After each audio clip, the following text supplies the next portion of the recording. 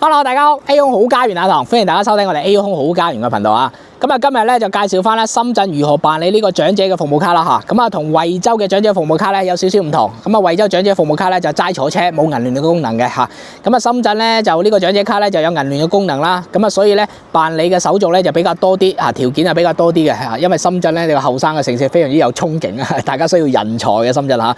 咁啊，所以講咧就深圳呢個條件比較多啲咁樣啦吓。咁啊，香港嘅居民咧喺深圳辦理長者卡咧係需要咧滿咗60歲或以上，咁啊喺深圳常住嚇，咁啊意思講條件一定要有深圳嘅居住證嚇，如果冇深圳嘅居住證咧係辦唔到嘅，咁所以講咧要提前辦好深圳嘅居住證，先至可以喺深圳辦理深圳嘅長者服務卡咁樣嘅嚇。咁啊需要咩嘢咧？需要咧就係居住證啦，同埋咧內地嘅手機號碼啦嚇。咁啊到銀行合作嘅網點嗰度去辦理嘅嚇，全程免費。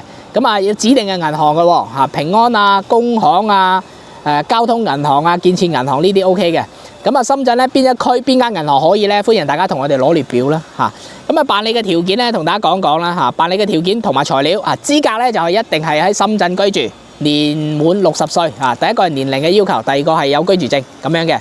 因為咧有居住證咧，先至可以證明你喺深圳常住啊嘛嚇。咁啊有咗居住證咧，就不分戶籍啊。咁啊港澳台都可以辦噶啦嚇。咁啊常住嘅長者都係 OK 嘅嚇，滿足60歲或以上，有深圳嘅居住證啊，邊度戶籍都係 OK 嘅，都係可以辦到嘅嚇。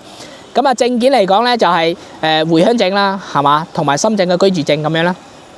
咁啊，仲要需要咧就本人實名登記嘅內地號碼啊！咁啊，因為咧要去到銀行去激活呢張銀聯卡噶嘛啊！咁啊，所以講咧要收驗證碼，咁啊，所以講咧大家有一卡兩號嘅就 OK 噶啦嚇。咁啊，如果冇咧就深圳關口去辦咁樣啦嚇。咁啊，辦理嘅渠道同埋流程咧都講講啦嚇。咁啊，線上申請啦嚇。咁啊，大家咧可以喺手機軟件市場下載呢個啦 I 深圳 APP 嚇。咁啊，又或者咧，合作嘅銀行嘅微信公眾號咧，又或者咧 A.P.P 咧都可以喺嗰度填報資料嘅嚇。咁啊喺線上咧就填晒資料之後咧，就選擇呢張卡咧就郵寄到屋企嚇。咁啊收到卡片之後咧，就按照呢一個預約嘅時間段啦，去到嚇呢個合作嘅銀行嘅網點去激活嚇。咁啊帶上呢一個居住證啦、手機號碼啦，同埋呢張卡片咁樣嘅嚇。咁啊同大家講啦。其實咧，你線上申請咗咧，收到呢張銀行卡咧，其實都係要去到咧網點去現場開嘅嚇，而且要本人。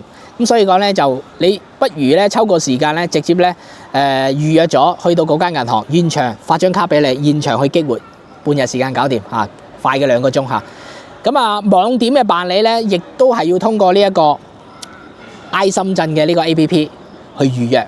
嗱，同大家講個重點啊，唔預約咧係辦唔到嘅，唔預約咧係冇銀行去接單嘅，因為咧佢預計咧預約嘅人數，預計佢上班時間辦理嘅業務嘅人數咁樣嘅嘛嚇。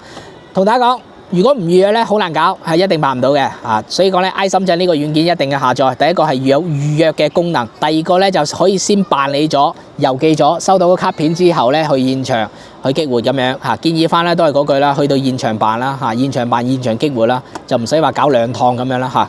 咁啊，I 深圳呢個軟件咧就大家要下載啦嚇。咁啊下載好咧就可以咧叫啲後生嘅搞就得，自己搞就得。對住我，其實咧我哋錄咗屏嘅，教大家去做又得嚇。咁啊攜帶咧就係居住證啦，同埋呢個手機號碼啦。按照預約嘅呢個時間段咧，到呢個銀行嘅網點啦嚇。咁啊現場去做啦嚇，現場辦張卡出嚟。激活一步到位嚇，咁啊所以講咧就睇翻你自己邊種方式啦嚇。咁啊如果你話哎呀我想線上先申請收到張卡之後咧，再過到去激活咧都係 OK 嘅，睇翻你自己啦係嘛。預約上門咁啊呢個咧就特殊嘅人群啦，就行動不便啊嗰啲啊，住院嘅老人嗰啲啦係嘛，呢種嘅情況比較少嘅嚇。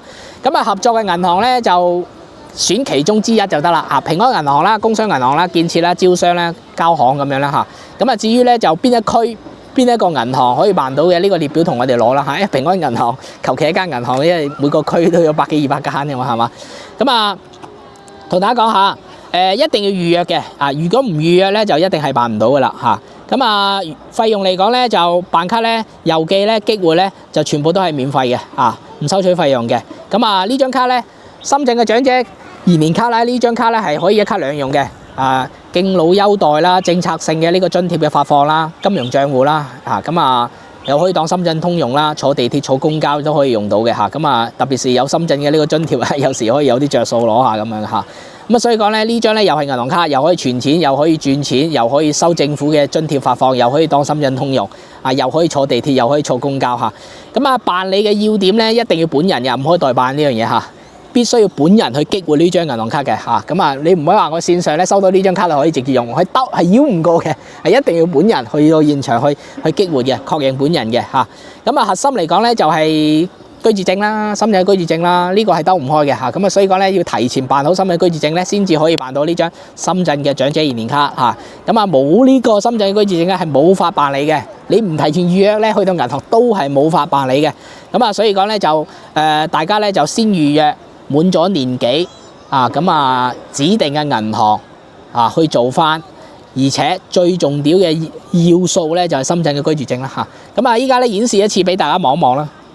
啊咁啊，我哋咧就打開呢個 i 深圳嘅 A.P.P 啦，係嘛？進入呢度，其實咧你唔需要話喺呢度揾嚟揾去揾呢個長者移年卡掉啦，你直接搜索得噶啦，直接搜索咧入咗去之後咧，你就可以直接填資料啦，填埋啲資料咧，無非就上傳呢個居住證啊、回鄉證啊呢啲啦，直接填入去，然之後填晒你個手機號碼，收個驗證碼，就可以直接咧郵寄張卡俾你嘅，又可以咧通過呢個 i 深圳嘅呢一個 A.P.P 咧，直接預約對應嘅銀行去辦理啊，咁啊直接咧現場辦理張卡出嚟，現場激活咁樣啦嚇。咁啊，大家咧可以歡迎大家同我哋攞呢個辦理嘅資料啦，如何去辦啦，同埋咧同我哋咧攞翻呢一個辦理銀行嘅列表咁樣啦，都係 OK 嘅嚇。咁啊，今日咧都拍到咧條喉都乾咗啦，哇！真係咧，希望大家欣賞咧多啲點讚啦嚇。咁啊呢種生活嘅資訊啊，退休大灣區係必備㗎啦嚇。咁啊相信咧呢種可以幫助到大家啦嚇。無論係深圳嘅長者卡啦，同埋深圳長者卡啦，都搜集啲資料啦，幫助到大家啦嚇。咁啊大家點個讚啦嚇。咁啊有咩唔明嘅，歡迎大家咧同我哋攞資料嚇，問我哋諮詢我哋，有咩樓盤都係可以諮詢嘅。咁啊今集到呢度，出年見，拜拜。